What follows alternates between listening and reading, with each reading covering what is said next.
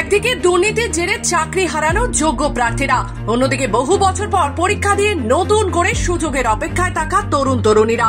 প্রসঙ্গত 2016 সালের প্যানেল বাতিল হয়ে যাওয়ার পর থেকেই শিক্ষকদের নানান আন্দোলন চলছে কলকাতার রাজপথে। এরপরই শিক্ষক নিয়োগ পরীক্ষা শুরু হয়েছিল নবম, দশম, একাদশ, দ্বাদশ শ্রেণীর। আর সেই পরীক্ষার একাদশ এবং দ্বাদশ শ্রেণীর ফলাফলও বেরিয়েছে। শুধু তাই নয়, চাকরি প্রার্থীদের ইন্টারভিউর তালিকাও প্রকাশ হয়েছে। আর তাতে একাধিক যোগ্য চাকরিহারারা ডাক পাননি বলেই অভিযোগ সামনে এসেছে। জানিয়ে শুরু হয়েছে বিতর্ক, শুরু হয়েছে আন্দোলনও। এরই মধ্যে অভিজ্ঞতার ভিত্তিতে অতিরিক্ত 10 নম্বরের নিয়ম বাতিল এবং নতুন ভেরিফিকেশনের তালিকা প্রকাশের দাবি জানিয়েছে চাকরি প্রার্থীরা।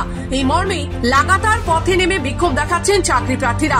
আর এরই মধ্যে লাইমলাইটে মৌমিতা হালদারের নাম, যিনি 2016 সালের পরীক্ষায় পাশ করেন। দীর্ঘদিন শিক্ষকতা করতে করতে পরবর্তীতে তার ব্রেন স্ট্রোক হয়, যার ফলে একটা সাইড প্যারালাইজড হয়ে যায় তার।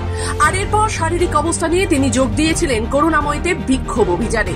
তার অভিযোগ, তিনি একজন সংস্কৃতের শিক্ষিকা, যার ফলে তিনি নবম, দশম পরীক্ষা দিতে পারেননি, কিন্তু একাদশ, দ্বাদশ পরীক্ষা দিয়েছেন।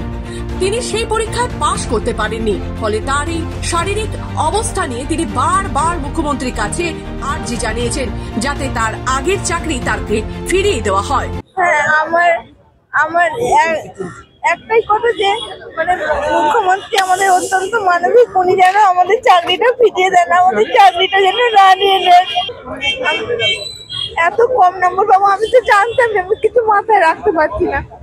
তো অনুরোধ করছি যেন উনি আমাদের উপর দয়া করেন এবং আমাদের চাকরিটা যেন ফিরিয়ে দেন। কলকাতা থেকে দেবলীনা সামন্তের রিপোর্ট, খবর বাংলা।